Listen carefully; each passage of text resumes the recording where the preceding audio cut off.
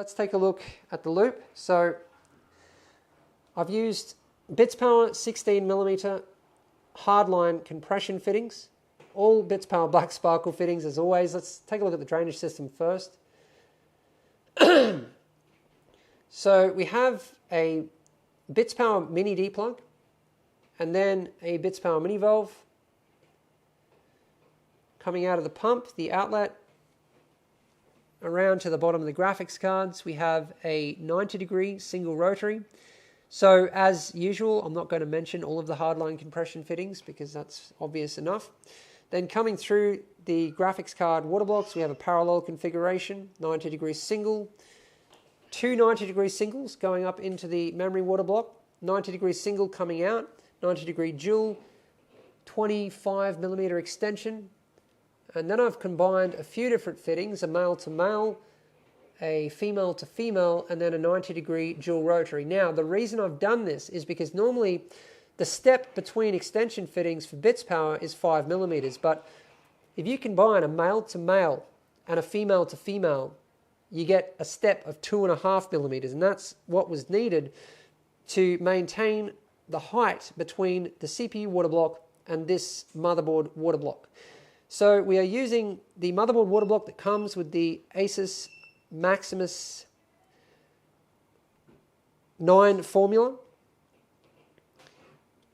and that is actually an EK water block developed by EK for Asus. And then coming out, I've used the 90-degree dual rotary to create an offset so that there's enough room for the other tube to run across the top.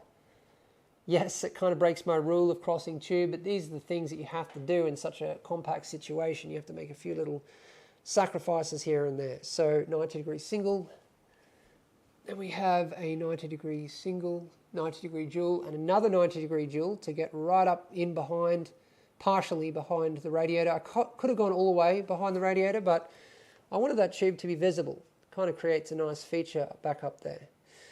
Then a 90-degree dual. Then I've used a T-fitting so that I could actually fit a temp sensor up there, because this was the only place, well, the best place to put the temp sensor where it was going to be out of view, and yeah, it worked quite well up there. So then coming back out of the 360 at the top here, we have a 90-degree dual, two 90-degree singles.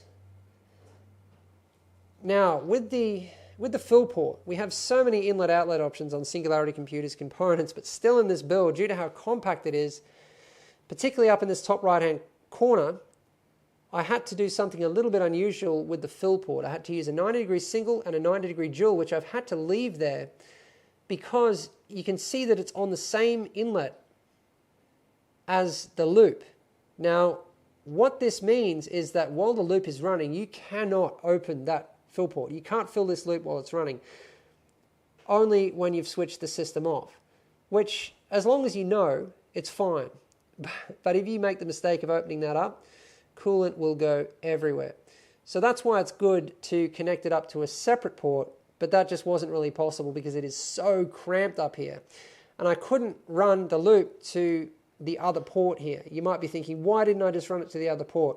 Well, there are no fittings that can get in that close. I mean, this is really, really tight. I think sometimes people don't realize, how tight these situations are, these systems that we are building.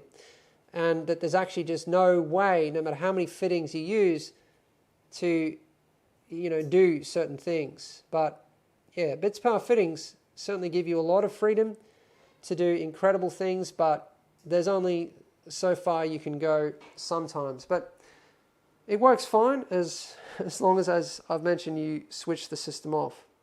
For the lighting in this build, the customer wanted both UV and RGB to make the most of the Mayhem's clear UV blue coolant, which is actually some of my favorite coolant. I really like this UV coolant. It's definitely my favorite UV coolant by far, because without UV lighting, it's just transparent. And then as soon as you switch on the UV lighting, you have this awesome kind of icy blue. Now, what sets off Mayhem's UV better than anything is dark side UV lighting. So we have two dark side UV 30cm LED strips. One of them I've hidden up in here inside of the radiator shroud, which is a nice little trick. You can see that it's actually hidden fairly well and well positioned too to get a really nice UV effect. It doesn't cover the entire res, but I actually like how it's kind of half and half. And then we have another UV LED strip at the back here. So both of these are running off fan headers on the motherboard. Then for the RGB, I was actually going to add LED strips, but it just became too much. You know, I was sitting the LED strips next to each other, and I just thought the RGB lighting on the motherboard is, you know, really enough. It looks great.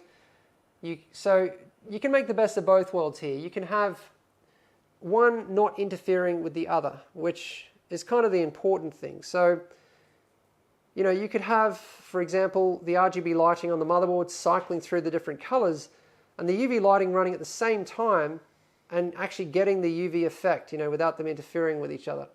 We also have the RGB on the SLI bridge. This is an Asus ROG RGB SLI bridge, which if you don't connect it, it just cycles through the colors. But if you do, you can run it through the Asus Aura software, which is actually, you know, great software. You can do a lot. You can run all Asus components, the RGB lighting through it.